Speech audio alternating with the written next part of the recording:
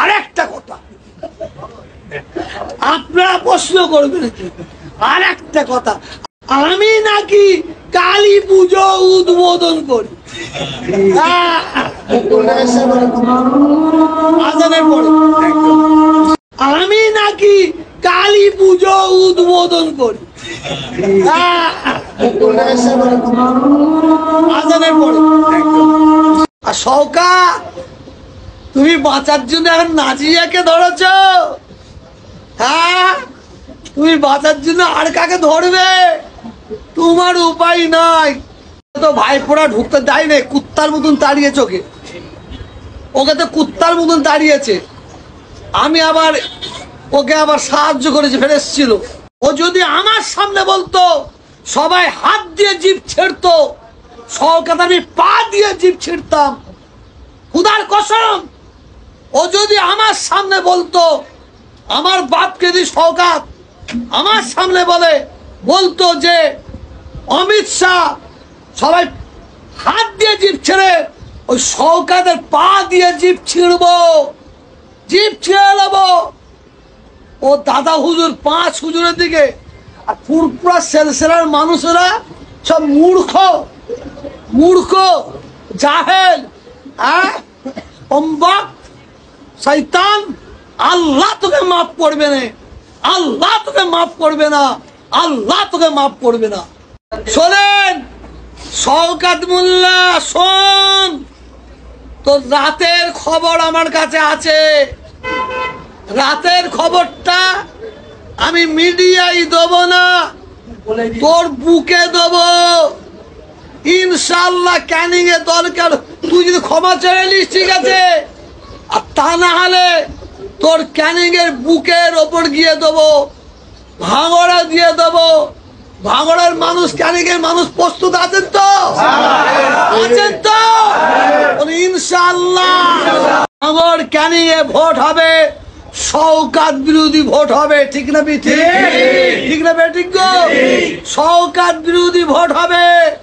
কারণ ওই জালেমটাকে যদি মমতা ব্যানার্জি দাঁড় করায়, ভাঙড় ক্যানিং এর মানুষ ওই জালেমটাকে ক্ষমা করবে না। মঞ্চে যদি ওই জালেমটাকে তুলে যদি বক্তব্য দিতে দেয়, চেয়ার ফাঁকা হয়ে যাবে, চেয়ার ফাঁকা হয়ে যাবে। যেমন কিছু বলবে পুলিশের মানুষ, ও ভয় হয়, ও ভয় হয়। যেমন 6 লাইনের চেয়ার ফাঁকা হয়ে গেছে। আমি মিথ্যে বলছি না, সত্য বলছি গো। 6 লাইনে আরো কে মেয়েটা এসছিল, যে কি নাম, সায়নী এসছিল, ও এসছিল। মানুষ একদম চুপ মেরে ভোট শুনছিল। আর যখনই ওকে দিয়েছে তখন বলছে চোর চোর চোর চোর, খুনি খুনি খুনি, ডাকাত ডাকাত, মায়ের কোল খালি করালো। ওর মুখ দেখবো না, বললাম পালিয়েছে না পালাইনি? আমি বলছি না, আপনারা বলছেন পালিয়েছে না পালাইলে? পালিয়েছে না পালাইলে? পালিয়েছে। ওরা তো চুপ মেরে ছিল, ওরা তো বলছে আমরা যে বলি আমাদের গলা কেটে নেবে। একজন হুমকি দিচ্ছে, দেখছেন না দোকানদারদের? মানুষকে দিচ্ছে না জানোয়ারকে দিচ্ছে, মানুষকে দিচ্ছে না জানোয়ারকে দিচ্ছে, সেটা দেখবো। যদি মানুষের মতন মানুষ নেতাকে দাঁড় করাই, আমার সমর্থন থাকবে। আর যদি ওই জঙ্গি, ওই শওকতের মতন তুলাবাজ, যেটা ভাঙড় ক্যানিংয়ের মানুষ বলছে উনি, ওর মতন মানুষকে দিলে আমার প্রতিবাদ। ভাঙড় ক্যানিংয়ের মানুষ ওরা ঘরের ভেতর থেকে বেরিয়ে পড়েছে।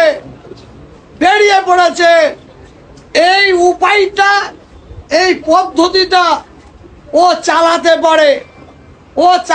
পারে। রাতের অন্ধকারে কিছু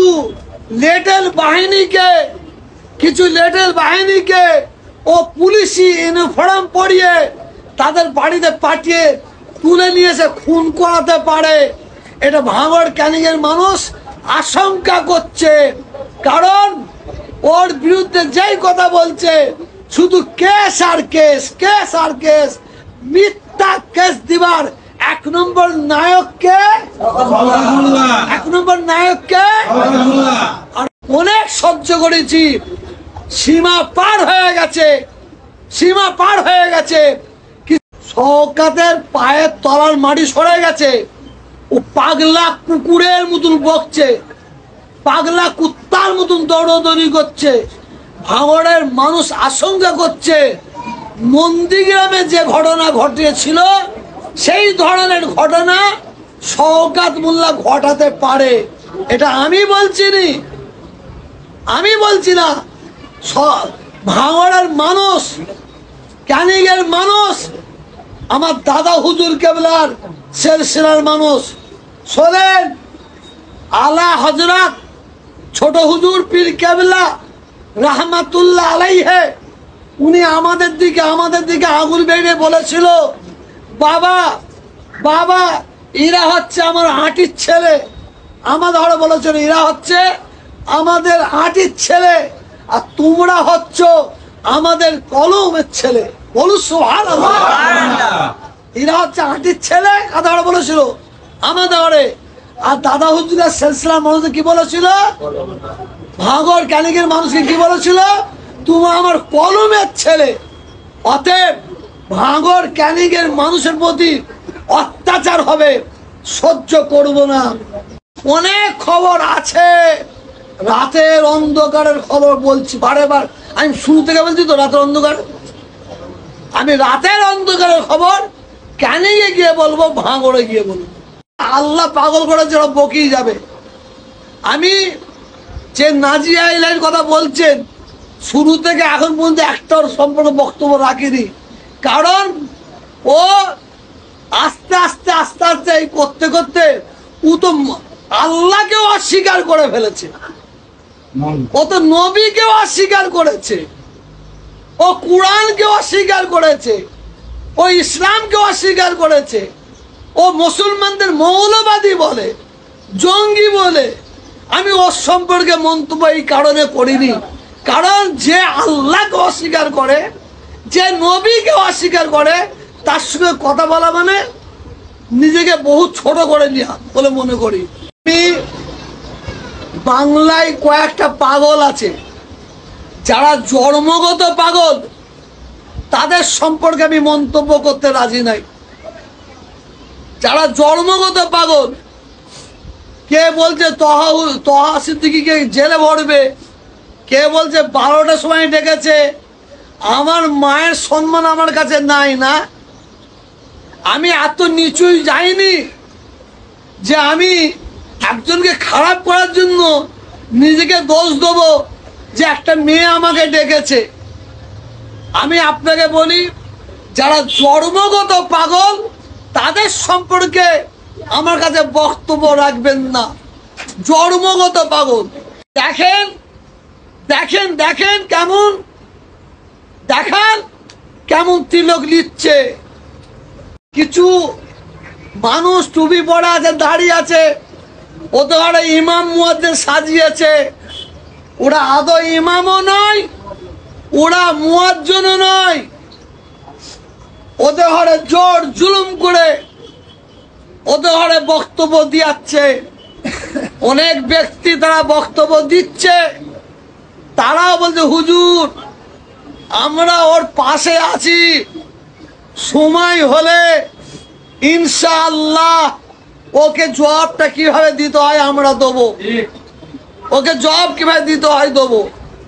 ও এক জায়গায় বক্তব্য দিচ্ছে, দিতে দিতে কি বলছে, ভোগী বাবাকে, সুবিধা ভোগী বাবাকে আর একদল চামচাকে ঠিক করে রেখে দিয়েছে। বলছে ওই তহা সিদ্দিকী হিটলার বাবাকে, আব্বাস সিদ্দিকী চিশতি বাবাকে অমুক বলছে। লোককে শিখিয়ে, আর আমি আপনাদের কোনো যে শিখিয়েছি, শিখিয়েছি। এবার আপনারা বলুন, এই সময়ের 1 নম্বর কাফেরের নামটা বলুন। কাফের কে?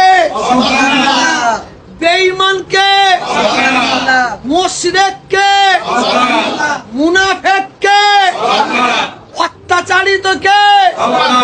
ভাঙড় ক্যানিংয়ের তুলাবাজকে, ভাঙড় ক্যানিংয়ের মা বাপকে বিধবা করার জন্য 1 নম্বর দায়ীকে, ভাঙড় ক্যানিংয়ের মা বাপকে বাচ্চা হারা করার 1 নম্বর কারিগরকে, ভাঙড় ক্যানিংয়ের বাচ্চাদের এতিম করার কারিগরকে, ওই বেঈমান আমার মুজাদ্দেদে জামান দাদা হুজুরকে যদি ছোট বড় কথা বলে আপনারা সহ্য করবেন?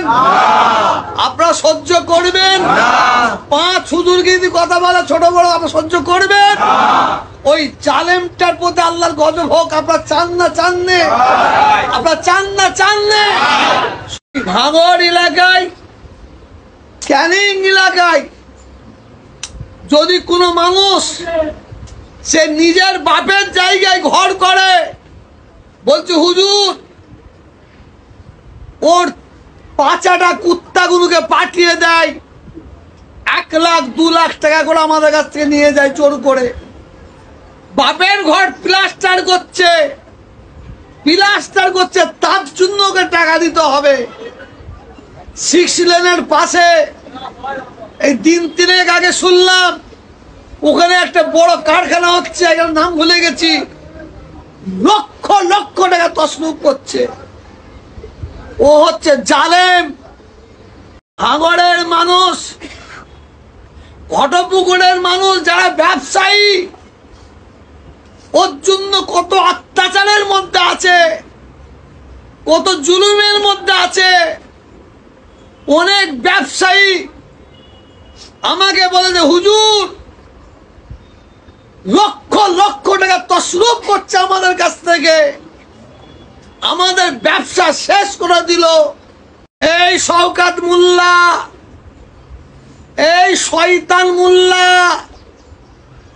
তুই শুনে রাখ, তুই শুনে রাখ, তুই এতদিন ইটে ঘা দিচ্ছিলিস, পাহাড়ে ঘা দিছিস, পাহাড়ে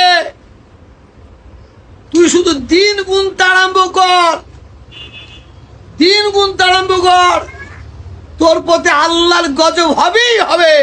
বলুন ইনশাআল্লাহ, ইনশাআল্লাহ, ইনশাআল্লাহ গজব হবে, গজব হবে ওর উপরে। পুজো মণ্ডপে গিয়ে ও ঢোল বাজাচ্ছে, ঢোল।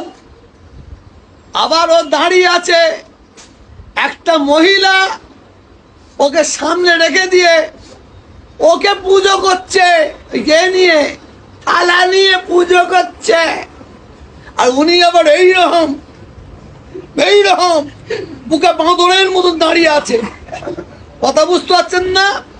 আর ও বলছে আমি এই কাজ যদি করি, প্রমাণ করতে পারে, আমি পার্টি করা ছেড়ে দেব। ভাঙড় ক্যানিং এর যত খুন হয়েছে, খুনের 1 নম্বর আসামি ওই জানোয়ার, ওই বাঁদরটা। ক্যানিং এর মানুষ বলছে, ভাঙড়ের মানুষ বলছে, ওই শওকত ওর দ্বারাই কত বোন আমার বিধবা হয়েছে, কত বাপ মা ছেলে হারা হয়েছে, কত বাচ্চা অনাথ হয়েছে। এটা ভাঙড় ক্যানিং এর মানুষের বক্তব্য। ভাঙড় ক্যানিং এর 1 নম্বর যদি কেউ জালেম থাকতে হয়, সেটা ওই বদমাইশ, ওই শওকত মোল্লাকে কিছুদিন আগে মার্ডার হয়েছে রাজ্জাক খান, তার আগে মার্ডার হয়েছে মানিক পাইক, আরো 2-4টে মার্ডার হয়েছে। আমি বলি না, ভাঙড়ের মানুষ বলছে, ক্যানিং এর মানুষ বলছে, পুলিশ অন্য কাউকে তোলার দরকার নাই। যদি ওই জানোয়ার থেকে পুলিশ তুলে যদি থানায় নিয়ে এসে কুত্তা পিটাই করে, তা আসল আসামি ধরা পড়ে যাবে। আল্লাহর খাস রহমত ওর ওপর গজব লেগে গেছে। ও নিজে আর কিছু বলতে পারছে না। ও কিছু মানুষকে দিয়ে ফুরফুরা শরীফে আঘাত করছে, যারা ফুরফুরা শরীফ আমার সম্পর্কে কথা বলছে, তাতে আমি 2-4 জনকে ফোন করেছিলাম। তারা বলছে হুজুর ক্ষমা করবেন, হুজুর আপনার পায়ে ধরে বলছি মাফ করবেন, হুজুর এই জালেমটা বারে বার ফোন করে আমাদের বলাচ্ছে, কিন্তু যদি না বলি ওই জালেমটা, ওই শয়তানটা আমাদের ক্ষতি করে দেবে।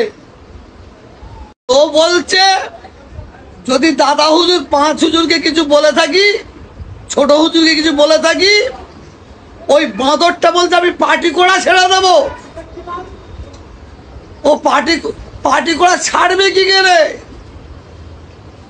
ও যেদিন পার্টি করা ছেড়ে দেবে, ভাঙড়ের মানুষ আর ক্যানিং এর মানুষ ওকে কুত্তা ছিঁড়া করে ফেলবে।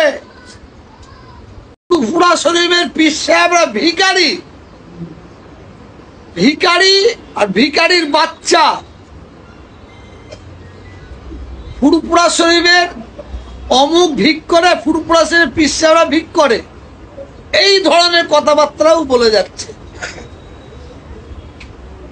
তো শওকত মোল্লা, ওই শয়তান মোল্লাটাকে বলছি, তোমার বিরুদ্ধে যে আমি মুখ খুলেছি, যতদিন পর্যন্ত তুমি দাদা হুজুর 5 হুজুরের মাজারের কাছে এসে দিনের বেলায় মাপ না চাইছো, তোমাকে তো আমি ক্ষমা করব না, আর বাংলার মানুষ তোমাকে ক্ষমা করবে না। কি ক্ষমা করবে? ক্ষমা করবে? ভাঙড় ও ক্যানিং এর একটা জালেম জন্মেছে, একটা জঙ্গি জন্মেছে। সে আমার সম্পর্কে কয়েকটা কথা বলেছে, খুব মনোযোগ দিয়ে শুনবেন এবং বাংলার মানুষকে আমি শোনার জন্য অনুরোধ করব।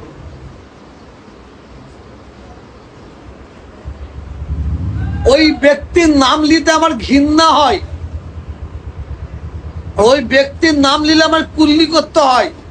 হিটলার বাবাকে আব্বাস সিদ্দিকী, চিশতি বাবাকে অমুক, ওই শওকত দেখেন দেখেন দেখেন কেমন, দেখান কেমন তিলক নিচ্ছে, ওকে পুজো করছে, এ নিয়ে থালা নিয়ে পুজো করছে, আর উনি আবার এইরকম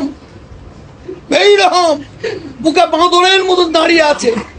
তুই এতদিন ইটে ঘাত দিচ্ছিলিস, পাহাড়ে ঘা দিছিস, গজব হবে ওর ওপরে।